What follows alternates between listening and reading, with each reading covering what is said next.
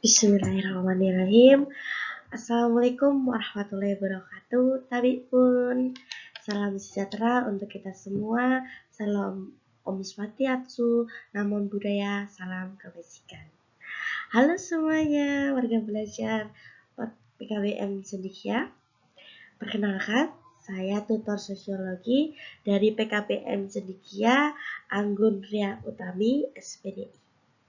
Baik, saya akan memaparkan materi di dalam modul atau setiap modul bagi warga belajar. Perhatikan baik-baik dan konsentrasi karena setelah pembahasan materi ini selesai, ada penugasan di akhir pembahasan. Nah, slide selanjutnya di sini ada judul bab 1, fungsi sosiologi untuk mengenali gejala sosial di masyarakat. Kita akan membedah fungsi sosiologi. Nah, sebelumnya pasti kalian bertanya-tanya nih kelas 10. Kok ada pelajaran sosiologi? Apa sih pelajaran sosiologi itu? Karena di tingkat SMP, di tingkat SD, itu tidak ada pelajaran sosiologi. Adanya di tingkat paket C atau SMA. Sosiologi itu termasuk materi atau pelajaran IPS, ilmu pengetahuan sosial. Ada geografi, ekonomi, sejarah Indonesia, secara umum, dan ini salah satunya adalah sosiologi. Oke. Nah, sebelum kita tahu sosiologi itu apa, pengertiannya, nah di sini ada hakikat manusia sebagai makhluk individu dan sosial. Manusia sebagai makhluk individu itu apa? Yaitu makhluk individu manusia memiliki kepribadian yang unik. Dia memiliki penampilan fisik, kemampuan, kebutuhan, perasaan, dan sikap yang berbeda dengan sesama. Sedangkan makhluk sosial yaitu menunjukkan sikap sosial yang positif. Bentuk sikap sosial yang positif antara lain adalah tenggang rasa, kerjasama, dan solidaritas. Jadi sosiologi itu mengarahkan kita untuk menjadi manusia yang seperti apa? Individualkah atau makhluk sosial? Untuk mengetahui itu semua, kita harus tahu pengertian sosiologi sebagai berikut ini. Nah, slide selanjutnya pengertian sosiologi. Di sini ada gambar sosok seseorang. Siapakah tokoh tersebut? Tokoh tersebut adalah Auguste Comte, yaitu bapak sosiologi atau dia yang mencetus istilah sosiologi pertama kali digunakan di sekarang ini. Nah, menurut beliau, sosiologi adalah ilmu tentang gejala sosial yang tunduk pada hukum alam dan tidak berubah-ubah. Jadi dengan kata lain, sosiologi secara etimologis berasal dari kata socius yang artinya kawan atau teman, dan logos artinya ilmu pengetahuan. Sehingga secara etimologis, sosiologi adalah ilmu pengetahuan yang mempelajari tentang masyarakat. Jadi ternyata sosiologi itu adalah ilmu yang akan diajarkan atau ilmu yang mempersiapkan kita ketika kita berada di masyarakat. Nah, setelah kita mengetahui pengertian sosiologi, jadi kita sekarang harus tahu objek sosiologi. Siapa objek sosiologi tersebut? Di sini ada beberapa kajian sosiologi memfokuskan pada beberapa studi. Tetapi dengan kata lain atau garis besar, objek sosiologi itu adalah masyarakat. Jadi diingat kembali, objek sosiologi itu adalah masyarakat. Sedangkan yang ditinjau dari sosiologi adalah interaksi sosial dan akibat yang ditimbulkan dari interaksi sosial tersebut. Maksudnya interaksi itu apa? Interaksi itu hubungan. Jadi di sini ada hubungan timbal balik antara manusia satu dengan manusia lain, ada hubungan antara individu dan kelompok, ada hubungan antara kelompok satu dengan kelompok lain, dan terakhir proses yang ditimbulkan dari hubungan tersebut dalam masyarakat. Itu objeknya. Slide berikutnya ada sosiologi sebagai ilmu pengetahuan. Jadi kita sudah tahu pengertiannya, kita sudah tahu objeknya tadi. Sekarang kita harus tahu ciri-ciri sosiologi itu seperti apa. Ada 4 ciri-ciri sosiologi. Yang pertama, sosiologi bersifat empiris. Maksudnya apa sih bersifat empiris tersebut? Maksudnya di sini dia menggunakan sifat logis dan ilmiah. Sosiologi bersifat empiris ini dia bersifat secara logis dan ilmiah. Yang kedua, sosiologi bersifat teoritis, itu dia berdasarkan realita atau kenyataan. Ciri yang ketiga, sosiologi bersifat kumulatif, itu dibuat berdasarkan teori yang kuat yang sudah ada di sini. Dan ciri yang keempat yaitu non-etis, yaitu hal yang dibicarakan dalam sosiologi baik buruk. Jadi menjelaskan fenomena yang ada di masyarakat itu baik buruknya. Slide berikutnya tentang metode ilmiah. Macam-macam metode ilmiah di sini ada 2 secara garis besar, yaitu metode kualitatif dan metode kuantitatif. Kalian bisa baca di sini apa pengertian metode kualitatif dan pengertian metode kuantitatif. Ada lagi metode sosiologi secara khusus, yang ini garis besar yang kualitatif dan kuantitatif. Secara garis besar secara khusus itu ada 5. Yang pertama, metode statistik, metode eksperimen, metode induktif, metode deduktif, dan metode studi kasus.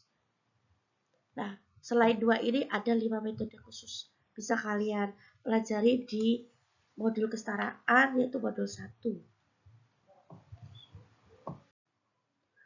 Slide selanjutnya, peran dan fungsi sosiologi. Yang pertama, sosiologi sebagai ilmu riset. Seperti para ilmuwan lainnya, para sosiolog berfokus pada pengumpulan dan penggunaan data. Oleh karena itu, para sosiolog melakukan riset ilmiah.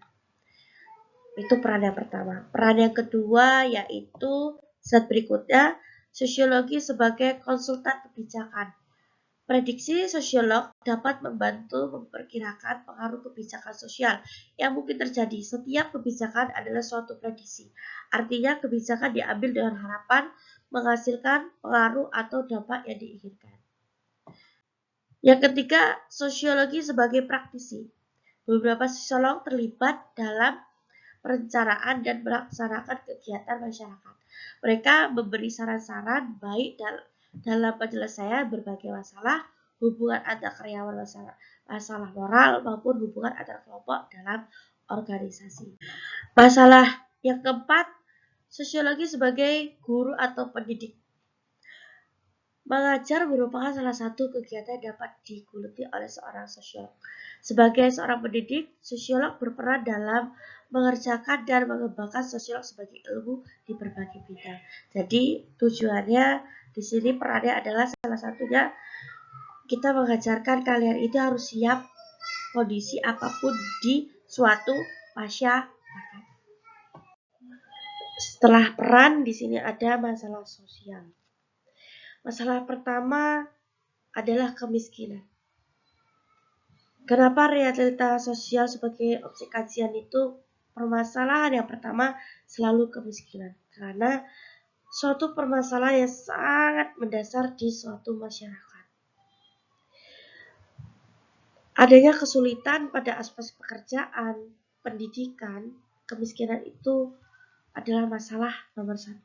Jadi saya harap ketika kalian belajar sosiologi ini benar-benar memahami, karena untuk mengubah masalah sosial. Yang pertama kemiskinan, karena dampak yang pertama dari pendidikan. Semoga kalian mendapatkan pendidikan yang baik untuk melanjutkan taraf kehidupan kalian nantinya. Masalah sosial yang kedua yaitu peperangan. Di sini ada gambar peperangan, ya, kalian bisa lihat. Biasanya hal kecil itu terjadi konflik. Konflik itu sering terjadi di sekitar kita.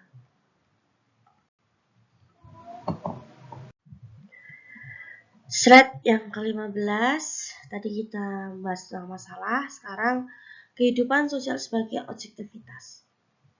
Di sini ada kemajemukan masyarakat. Kalian bisa lihat gambar di sini, ada kemajemukan. Apa sih kemajemukan itu? Itu pola perilaku, ada adat, agama, budaya yang berbeda-beda di Indonesia, dari Sabang sampai Merauke. Faktor penyebab kemajemukan masyarakat itu pertama ada keadaan geografis di Indonesia.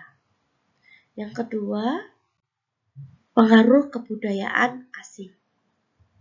Jadi kemajemukan kita itu juga dipengaruhi oleh kebudayaan asing.